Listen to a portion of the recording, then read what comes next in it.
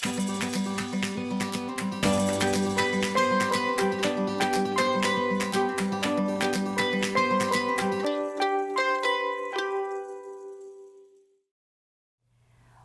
to this edition of Between Two FARS. I'm Warneke Miller, here once again with Michael Mark at NASA Langley Research Center. And today we're going to talk to you about organizational conflict of interest. It's one of those procurement bugs that everybody has to deal with. But we want to kind of just break it down and talk a little bit about what OCI is and some unique ways that Langley is addressing this issue. Can you just give us that overall introduction? What is an OCI? Well, an OCI is a conflict of interest that an organization, as opposed to an individual, has. So a business will have a conflict of interest, and it can arise using the GAO's methodology as opposed to the FAR Part 9 methodology in three different ways. The first is, they call it biased ground rules, and this is where a company is helping you to write a specification or a requirement that's going to work its way into a contract document of one sort, an RFP or a contract. And if they're writing, they tend to write around their own products.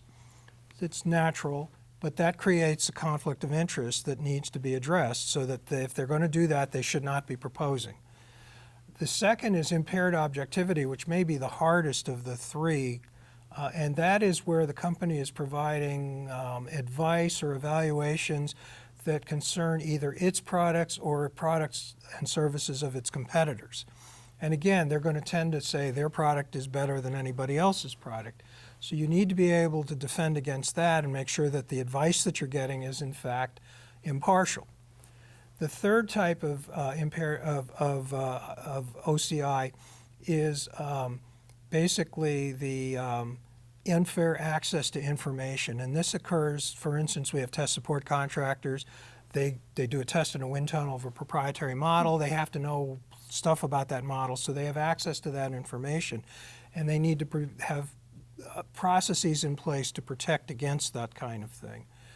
Dan Gordon, when he was the head of the GAO bid protest unit, wrote a very good article that summarized this in just 15 or 20 pages in the Public Contract Law Journal about 10 or 12 years ago now. And it's a very good summary, and it's used a lot in GAO decisions, the methodology that he mentions. NASA also has an OCI guide, and it goes back about 10 years now, that talks a lot about these kinds of things and ways to address them. So that's what an OCI is. What are your thoughts about how we look at OCIs during the competitive procurement process? What are we looking at? How do we identify potential OCIs? And what do we expect to get back from the offers with regard to this? Well, the first thing is, and the contracting folks here at Langley tend to give me a draft of the statement of work early on and say, here's what we think, what OCI issues do you see? And I will go through it line by line, and I'll make notations of which type of OCI I think is being presented. It's not at all uncommon to see all three types, particularly in support service contracts like testing and evaluations. We have other contracts, for instance, we support the NASA Scientific Office of Mission Assessments, which runs the NRA process. So all of the impaired objectivity, access to information, bias ground rules can all appear in those.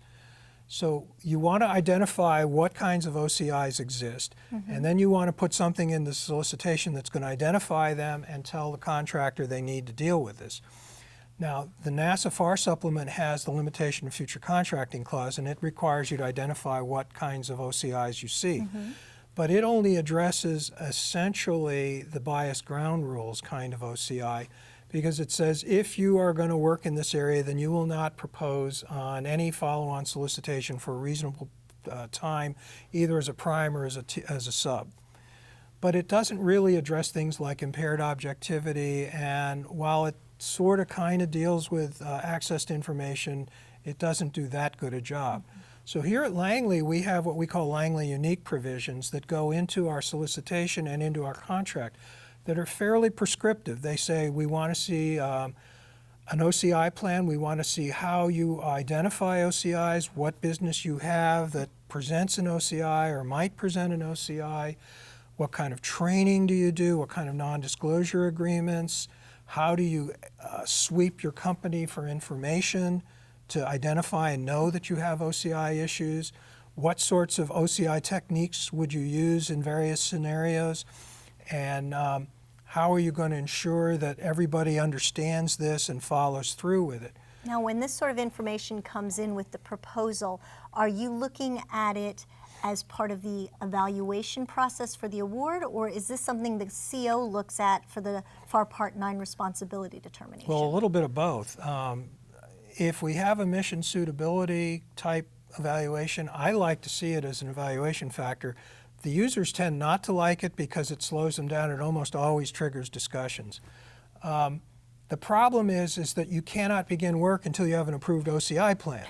And if you aren't going to have one right away, I've had situations where it took over a year to get an acceptable plan from the contractor. And let me tell you, the client was screaming bloody murder by then because they couldn't get the work done. But it is not uncommon to use it as sort of a responsibility determination. Now, what we do in our office when we're supporting a source selection is we look at those OCI plans regardless and we comment on them so that the users understand here are the issues that are being presented. What else does Langley do to help alert the contracting community and the contracting officers about OCIs? We do a number of different things. We do a lot of training. The core training here, which is mostly done by an outside contractor, but when we do the core training for IP issues and for OCIs, our office does those. The attorneys go and train. The attorneys go and train. Excellent. And it can be very lively. I'll tell you that sometimes we get a lot of very hard questions because there have been a whole number of instances where OCIs have really impacted source selections. One of our scientific support service contracts years ago, the small business was purchased by a large business who competed with others. And one of the others said, we're not going to come here and do business with you. And we lost $3 million worth of reimbursable effort because of that. So we actually then had to put in place another contract that was OCI conflict-free in order to do that kind of work, which was another very expensive proposition because we had to go through another source selection on a 9-figure contract. So OCI is a very important, valuable issue that can sometimes cause very expensive problems. Oh, yes. And I want to put in one last plug here before we close out for Langley's OCC newsletter that comes out about 3 times a year, right? Yes. How do you address OCI in that? We write articles on that. I've written articles, and I like to use question and answer format. Other attorneys in the office have also written where they've had specific types of OCI issues that were presented, and they'll discuss those. Or if there's a new case out there that affects the way we go about handling OCIs, we try to raise that so that people are aware of the issue. And we encourage people to talk to us about it. Excellent. So organizational conflict of interest is a very vital part of your procurement review process. You need to not only be aware of it, but you need to do what you can to make your clients aware of it as well. Join us again next time between 2 FARS.